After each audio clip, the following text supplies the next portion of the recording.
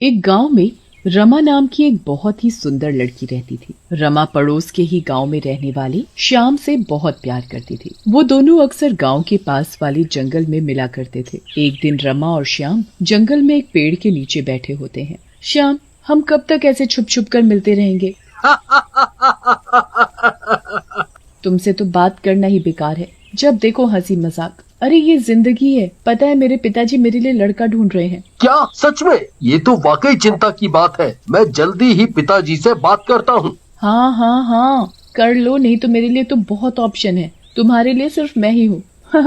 नहीं तो रह जाओगे झुनझुना बजाते हुए। फिर रमा और श्याम की बातें ऊपर पेड़ पर बैठा हुआ एक शैतान सुन रहा होता है। उन दोनों के वहाँ से जाने के बाद शैतान नीचे उतरता है और बोलता है, अरे वाह, इतनी सुंदर और गोरी लड़की है, बिल्कुल रसमलाई जैसी। वाह वाह वाह वाह वाह, इसे तो देखते ही मुझे इससे प्यार हो गया। लेकिन ये मनहूस लड़का कौन है इसके साथ? मुझे पता करना होगा। अगले दिन रमा और श्याम फिर से उसी पेड़ के नीचे बैठकर बातें कर रहे होते हैं और शैतान पेड़ के ऊपर से बैठकर उनकी सारी बातें सुन रहा होता है। तो कब आओगे श्याम पिताजी से बात करने के लिए? मुझे तो बहुत घबराहट हो रही है, कहीं वो मेरी शादी किसी और से ना करवा दे। मेरी प्यारी रमा, तुम बहुत चिंता करती हो। अरे मेरे रहते तुम्हारी शादी किसी और से नहीं हो सकती। हम दोनों को दुनिया की कोई ताकत अलग नहीं कर सकती। तुम चिंता ना करो। फिर कुछ देर और बैठने के बाद रमा और श्याम वहाँ से चले जाते हैं। शैतान पेड़ से नीचे उतरता है और सोचता है, अच्छा तो अब समझा। ये लड़का इस सुंदर लड़की से प्यार करता है और शादी करना चाहता है, लेकिन इस लड़की से तो मैं शादी करना चाहता हूँ। इसका मतलब मुझे इन दोनों को अलग करना पड़ेगा ताकि मेरी शादी इस लड़की से हो सके। अगले दिन रमा और श्याम जंगल में बैठे होते हैं। तभी रमा को एक सोने का हिरण दिखता है। रमा श्याम को इशारा करके बोलती है, अरे श्याम, वो देखो सोने का हिरण कितना सुंदर है, इसको पकड़ो ना, मुझे ये हिरण ला कर दो। श्याम हिरण की ओर देखता है लेकिन उसे कोई हिरण दिखाई नहीं देता। श्याम रमा को बोलता है, कहाँ है हिरण रमा? तुम्हें कोई भ्रम हुआ होगा, कभी हिरण भी सोने का होता है। लेकिन तभी वही सोने का हिरण रमा को फिर से दिखाई देता है और एक झाड़ी के पीछे चला जाता है। तुम तो लगता है अंधे हो गए हो, उस झाड़ी के पीछे तो गया है, तुम जा रहे हो या मैं जाऊं? बड़ा कहते थे, तुम्हारे लिए तो चांद तारे ला दूंगा। एक हिरण तो पकड़ नहीं पाए। रमा को गुस्से में देख श्याम रमा को बोलता है, ओहो, तुम्हें गुस्सा कितना आता है। मैं जाता हूँ और झाड़ियों के पीछे देख कर आता हूँ बस। लेकिन हाँ, तुम यहाँ से कहीं मत जाना, घना जंगल है और यहाँ खतरनाक जानवर भी हो सकते हैं। फिर श्याम झाड़ियों के अंदर चला जाता है और उस सोने के हिरण को ढूंढने लगता है। काफी देर ढूंढने के बाद भी उसे वो हिरण दिखाई नहीं देता। इन लड़कियों की बात ना मानो तो भी मरो, और गलती से अगर मान ली तो भी मरो। भला कहीं सोने का हिरण हो सकता है। तभी श्याम को वो हिरण भागते हुए दिखता है। श्याम हैरान रह जाता है और उसका पीछा करने लगता है। अरे ये तो सचमुच सोने का है, लेकिन ये यहाँ कैसे? फिर श्याम उस हिरण के चक्कर में जंगल में अंदर जाता रहता है। थोड़ी देर में वो हिरण उसकी आंखों से गायब हो जाता है। अरे ये हिरण कहाँ गया? और इस हिरण के चक्कर में मैं तो बहुत ही अंदर आ गया इस जंगल के। अब मैं यहाँ से कैसे निकलूंगा? उधर श्याम जंगल के अंदर फंस जाता है। उधर श्याम का रूप बदलकर शैतान रमा के पास पहुंच जाता है। रमा श्याम को देखकर बोलती है, ये क्या हालत बना कर रखी है? तुम्हें देखकर तो ऐसा लग रहा है जैसे किसी ने तुम्हें बुरी तरह पीटा हो। और वो सोने का हिरण कहाँ है?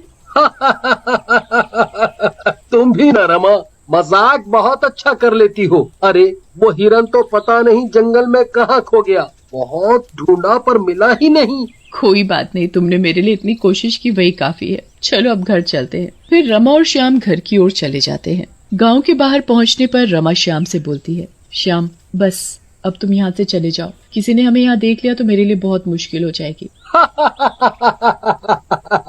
तुम घबराती बहुत हो। मेरे रहते किसी की इतनी हिम्मत नहीं, जान नहीं ले लूंगा उसकी। ये कैसी गुंडों वाली बातें कर रहे हो? चलो जाओ अपने घर। फिर रमा वहाँ से चली जाती है और शैतान भी अपने असली रूप में आ जाता है। ये लड़की तो बहुत ही तेज है, इतनी जल्दी से काबू में नहीं आएगी। मुझे ही डांट दिया। फिर वो शैतान रोज शाम के भेष में रमा से मिलता और फिर रात होने से पहले वहाँ से चला जाता।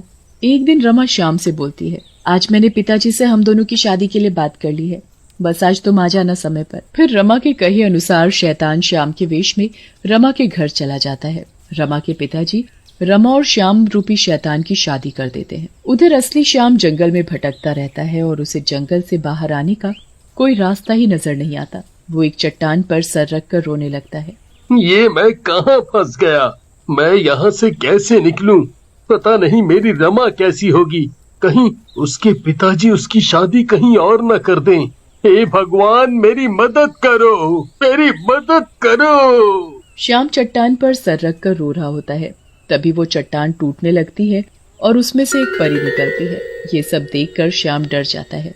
परी श्याम के पास जाती है और श्याम से बोलती है, अरे श्याम, घबराओ मत, मैं तो तुम्हारी वजह से इस कैद से आजाद हो गई हूँ। मैं सब कुछ जानती हूँ तुम्हारे बारे में। तुम यहाँ कैसे आए और कैसे फंसे, और तुम्हारी रमा कहाँ है इस समय? रमा का नाम सुनकर श्याम हैरान रह जाता है। वह परी से बोलता है, अरे आपको तो सचमुच मेरे बारे में सब कुछ पता है। बताओ ना, मेरी रमा कहाँ है, कैसी है, और मैं यहाँ से कैसे निकलूंगा? तुम इस समय जंगल के बीचों बीच खड़े हो श्याम, और एक शैतान की बनाई हुई भूल भुलैया में फंस चुके हो। तुम यहाँ से अपने आप नहीं निकल सकते। भूल भुलैया? मैं कुछ समझा नहीं। फिर परी श्याम को सारी बात बताती है कि कैसे शैतान ने सोने के हिरन का रूप बदलकर उसे इस जंगल में फंसाया और कैसे धोखे से रमा से शादी कर ली। परी की सारी बात सुनकर श्याम परी से बोलता है, मैं इस शैतान को छोड़ूंगा नहीं परी जी। इसने मेरे और रमा दोनों के साथ धोखा किया है। मुझे आप इस जंगल से बाहर निकालो, बस देखता हूँ कितना बड़ा शैतान है ये। नहीं नहीं श्याम, गुस्से से नहीं, होश से काम लो। ये बहुत ही ताकतवर शैतान है। तुम्हें इसे रात को ही मारना होगा, वो भी इसी जंगल में। जिस पेड़ पर वो रहता है उसी के नीचे, नहीं तो वो कभी नहीं मरेगा। फिर परी श्याम को जंगल से बाहर निकाल देती है। श्याम जंगल से निकलकर रमा और उस शैतान के घर पर जाता है। शैतान उसके रूप में घर पर ही होता है। असली श्याम घर के अंदर झांकता है। अरे ये तो बिल्कुल मेरे जैसा दिख रहा है, मुझे सावधान रहना होगा। फिर शैतान के जाते ही असली श्याम घर के अंदर जाता है। रमा उसे देखकर बोलती है, क्या हुआ जी, शादी के बाद काम पर जाने का मन नहीं कर रहा है क्या? अभी बाहर गए और फिर से वापस आ गए। नहीं नहीं रमा, मैं असली श्याम हूँ, वो तो शैतान है। देखो मुझे और पहचानो, वो बहरूपिया है। रमा को श्याम की बात पर हंसी आ जाती है और वो श्याम से बोलती है, ये बात तो सही है, तुम शैतान तो पूरे हो और बहरूपिया भी। रमा को यूं हंसते देख श्याम को गुस्सा आ जाता है और वो गुस्से में रमा से बोलता है, रमा जरा मेरी बात गौर से सुनो।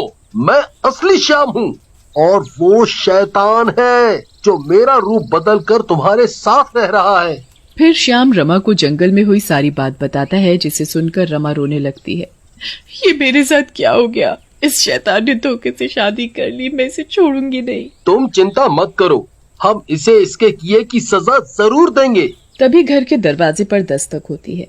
श्याम कमरे में जाकर छुप जाता है। शैतान श्याम के वेश में आ जाता है। रमा शैतान को देखकर बोलती है, प्रियतम, ना जाने मेरा मन क्यों हो रहा है। आज हम उसी जंगल में चलें जहाँ हम शादी से पहले मिला करते थे। बस इतनी सी बात, लो अभी चलते हैं। फिर रमा और शैतान जंगल की ओर जाते हैं। असली श्याम भी हाथों में तलवार लिए उनका पीछा करने लगता है। जंगल में ठीक उसी पेड़ के नीचे रमा और शैतान बैठकर बातें करने लगते हैं। धीरे धीरे रात होने लगती है। तभी असली श्याम वहाँ आ जाता है। शैतान, अब तो अपने असली रूप में आ जा, इतना धोखा देगा। श्याम को वहाँ देख शैतान सब समझ जाता है और अपने असली रूप में आ जाता है। तो तुम दोनों को सब कुछ पता चल गया। अब श्याम को मारकर रमा को मैं हमेशा के लिए अपनी बना लूंगा। लेकिन तभी श्याम तलवार से शैतान के पेट पर वार कर देता है और परी वहाँ प्रकट होकर शैतान के पेड़ को जला देती है। पेड़ के जलते ही शैतान भी जलकर भस्म हो जाता है।